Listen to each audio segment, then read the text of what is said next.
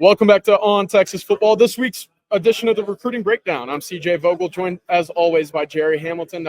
We got a busy one. Of course, we're here at the SEC Media Days here in Dallas at the Omni Hotel. A lot going on right now, but the recruiting trail doesn't stop. Texas just picked up recruitment and commitment number 15 in the 2025 cycle with tight end Nick Townsen out of Decaney joining the Texas class. Listen, that's a big recruitment for the Longhorns right there. It's a big get at the tight end spot. We've talked about his ceiling, Gerry, but I want to hear from you. What was it about Texas that ultimately helped win that recruitment for the Longhorns? And, of course, what is Texas getting with the prospect of Nick Townsen?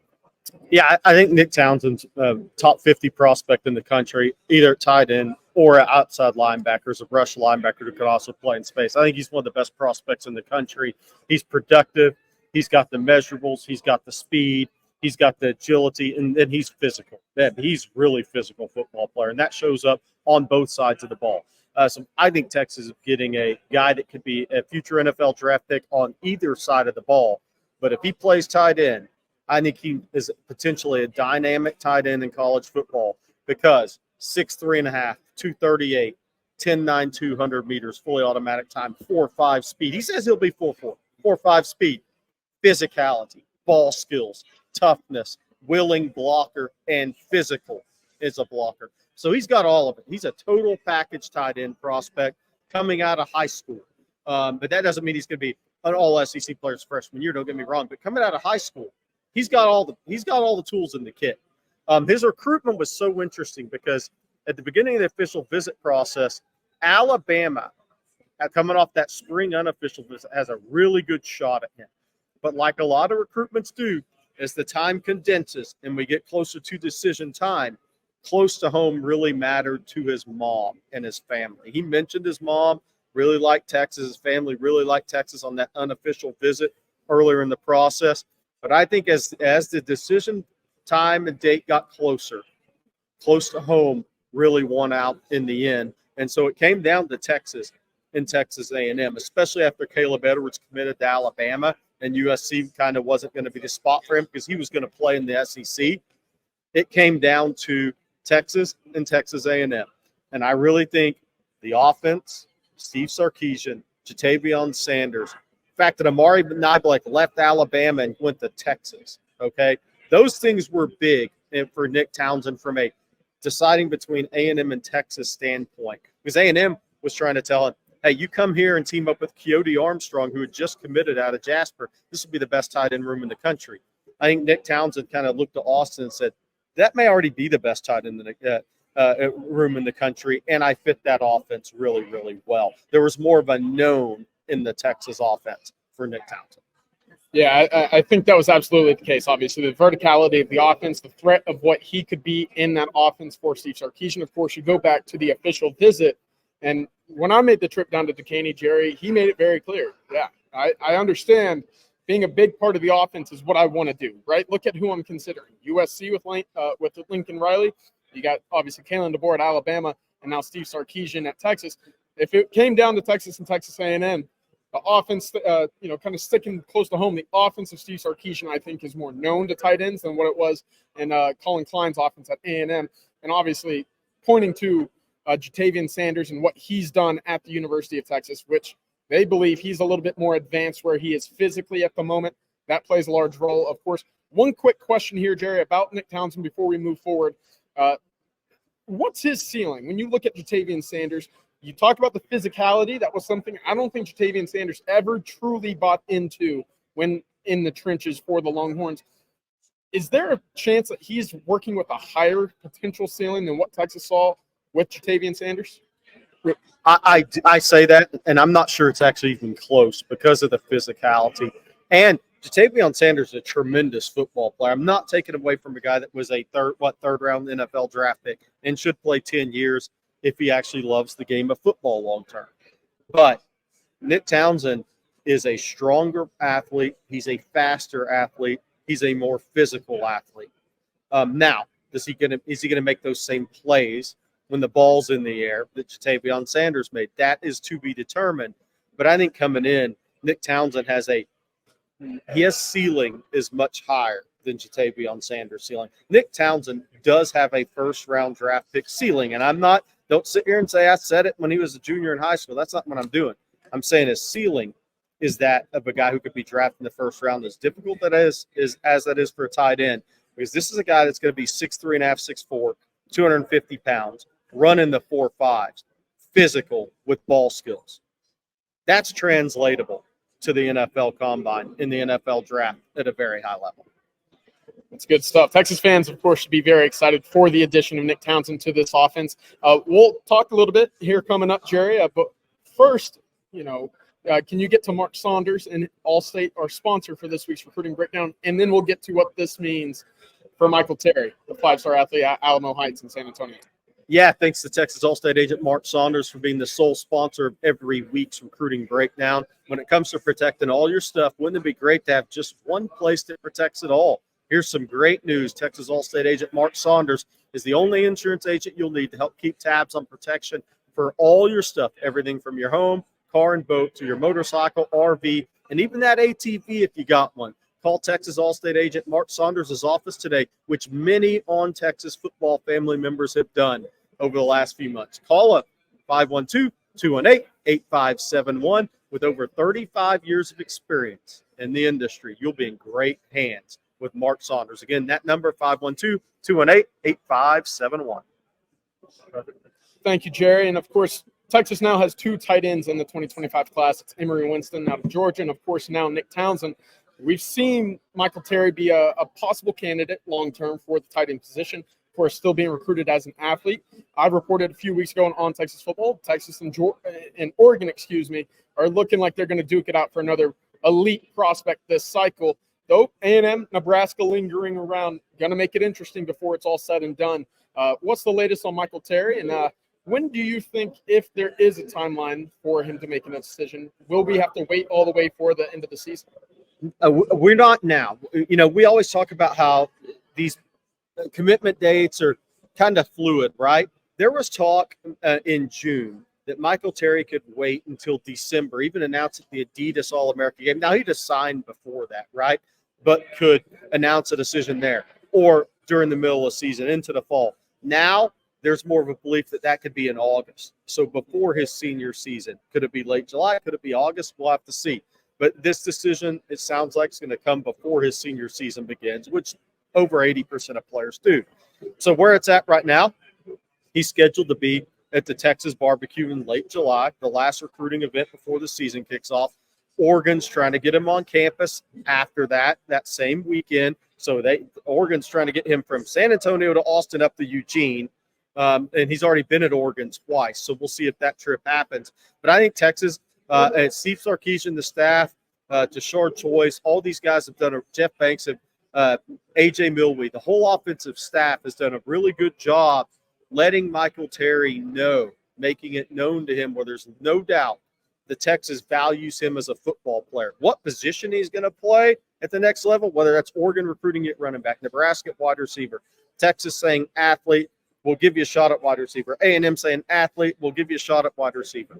Wherever that is, I think Texas has made it known to him, no different than Oregon has, but they've just used a different positional tactic, that he is coveted at the University of Texas as a prospect. And that's really all you can ask for as a prospect like Michael Terry, because ultimately what he has to decide, because he's heard so many different pitches in the recruiting process, is, one, do you want to go that far from home, whether that's Nebraska or Oregon?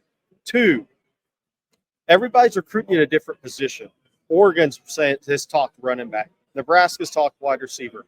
Texas and Texas A&M have talked athlete, both sides of the ball, give you a shot at wide receiver, maybe tight ends in future, maybe it's outside rush linebacker. So at the end of the day, he has to sit down and decide, one, what is it going to be, close to home or far from home? Once you get past that, what do you really want to be?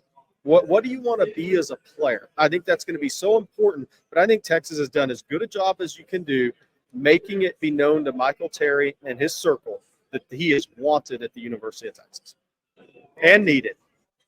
Definitely. And I think, the athlete that is Michael Terry is someone that you can find a place on multiple positions on the football field at the next level. If that is wide receiver, that's great.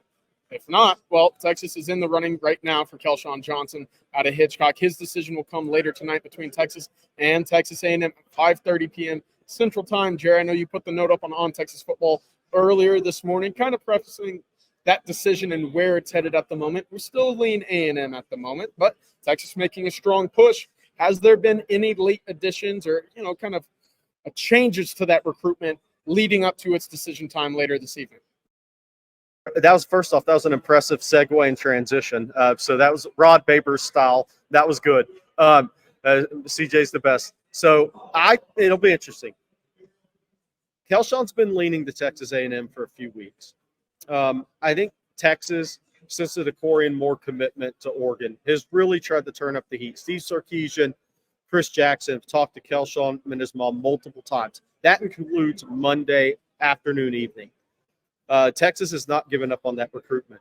But I think just a few hours out from that decision, A&M still feels like it's where Kelshawn's going to end up. Could something change the last minute? We've seen recruitments. Josiah Sharma went to bed the night before he committed to Oregon, gave quotes to people saying he was going to Texas, then changed his mind. I think with Kelshawn Johnson, is there a chance he picks Texas? There's always a chance. I think the percentages are pretty low as of about 10 this morning. We'll check in again before a couple hours before decision time, but I still think A&M's the favorite there, CJ. Good deal. Well, Jerry, let's play this hypothetical game, and, it might come to reality later this evening, but should Kelshawn Johnson end up at Texas A&M, what does that mean for the Texas wide receiving, right? You have Jamie French still available, Khalid Lockett still available. You're flirting a little bit with Dallas Wilson. Who knows if he actually does make it to campus or if Oregon's got him locked down in a compound somewhere. But at the end of the day, there are still some talented wide receivers available for you. What's next? Should Texas miss out on Corey Moore and now potentially Kelshawn Johnson? CJ, the question all Texas fans want to angrily answer right now, right? I think Jamie French is a Texas lean, has been for a while. Nothing's changed. Tennessee's the number 2 team in that race. Miami, LSU very much on the peripheral. As an official visit, likely scheduled to Georgia the last weekend in July ahead of an August 30th decision. I feel really good about where Texas is at with Jamie French, but the reality is you got an official visit or visit the Georgia left, then you have a August 30th decision. So he'll start to feel that real recruiting decision announcement pressure mid-August. But I think Texas, Chris Jackson's done a really good job there. Steve Sarkisian, the entire offensive staff's done a good job there in that recruitment. Khalid Lockett's interesting, CJ, because how many times did we talk off air when all the chatter was about 3 5-star receivers going to Texas? And we never bought into that. And one of the reasons we never bought into that, because we were both told multiple times that the chances DeCorian Moore and Khalid Lockett ended up at the same school were well below 50-50. So now with DeCorian Moore committed to Oregon, I do think that's helped Texas' chances with Khalid Lockett. And Texas A&M, and Alabama, and LSU, FSU on the peripheral. But those three are going to battle it out. I know some people have said Caleb Cunningham committed to Alabama, so they're out. I'm not saying that. They have 2 receivers committed. One's a slot guy. One's Caleb Cunningham. I think the battle will go on ahead of this August 7th decision. But I do think this, CJ, Texas's odds went up when DeCorian Moore committed to Oregon. And I think you'd agree with that based on what we both are.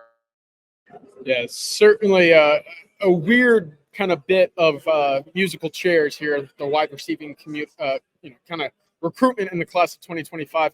I do want to get to some pending decisions because the month of August, we expected July to potentially have more fireworks than what it's had, but hey, 4 commitments in the bag, you're up to 15 in the class. August, and before the start of the season, you're going to see a number of big-time players and recruitments make a decision and join a class somewhere. Of course, Michael Fasusi, you talked about Nick Brooks, Matt Faremo. We just mentioned potentially Khalid Lockett, Jamie French, of course, Nathan Tillman, Aiden Anding, DJ Sanders. The list goes on, Jerry. I want to start with 5-star Michael Fasusi because this is the one that I think Texas, now that there is a specific decision date in place right now, August 21st, there's a real deadline in place right now for Oklahoma, Texas A&M to make their final pitches and get on the right side of things.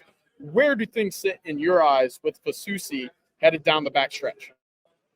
I think Oklahoma's been trending a little bit since the June official visits, and ahead of that August 21st decision. I think Oklahoma or Texas is where the decision will come from. CJ, could that change? Sure. I'm not going to say A&M's out of it, right? I know Oregon and Missouri are on the peripheral, but that with Lamont Rogers going to Missouri, I mean, those are schools, their hats at the table. But this is really closer to home, those three schools. I think Texas has a little ground to make up there. But there's time to do it. Over a month left until he announces the decision. I do think maybe he tells colleges where he's going before that, but doesn't announce till August 21st. But I think Oklahoma has a slight lead. I think Texas is in there for the battle, right? And I really think this, CJ, I don't know from your side what you're hearing, but I really think this could come down to if he picks Oklahoma, he sees a path to the field quicker and earlier at Oklahoma. He's an offensive tackle, but he's an offensive tackle that's going to be an early high school graduate with designs on going in and competing for a starting job as a true freshman. It doesn't happen very often. You're either a freak like Kelvin Banks and a team has a true need. The cupboard is bare like it was at Texas, that position, or you start out at right tackle and transition to left later in your career. So what's in front of Asusi is a pretty big ask, but that's what his goal is. So I think Oklahoma has a little advantage there over Texas. We'll see. Kyle Flood, Bill Bedenbaugh, they've gone after a lot of these recruitments. Then I think what's interesting, CJ, is I wrote on ontexasfootball.com this morning what we've been talking about. There's 7 decisions because a lot of Texas fans are looking at class rankings right now. Where's Texas going to be? They're 15, 14 right now, depending on what industry sites you look at. There's Jamie French, Kalik Lockett, Michael Fasusi, and Michael Terry. Those are 4 guys that are ranked either 5-star, cusp of 5-star. If Texas gets 2 of those guys, they're suddenly a top 10 recruiting class. If they get 3, they're sitting at their 7th ranked class in the country. Then you have guys like Madden Faremo, DJ Sanders, who's a 4-star ranked player. So there's some other guys in there as well. There's 7 players that really, I think, and Nick Brooks being the other one, who's I think is a Texas lean over Georgia right now. Watch to see how many offensive linemen commit to Georgia before a September announcement of Nick Brooks. That will probably tell fans if he's in fact headed to Texas when he makes the decision. But if Texas hits on 4 of those 7, because 2 of those guys are going to be borderline 5-star prospects or 5-star ranked prospects, Texas is going to vault into the top 10 recruiting class rankings. And that's not all Texas recruiting, CJ. Yeah, certainly many more dominoes to fall before the beginning of the season when you start to see, the final decisions, the final pushes. What else is to come in the ranks of, the recruiting classes, which, to your point, has been a fun, well, maybe not so fun conversation on the board, a hot topic at least. So, CJ, I could ask you then. I know we got to get to Mark Saunders. Defensive backs. Aiden Anding still going to visit LSU. Nathan Tillman waiting on a decision there. 2 defensive backs that Texas fans still need to know about. Your thoughts on those guys right now?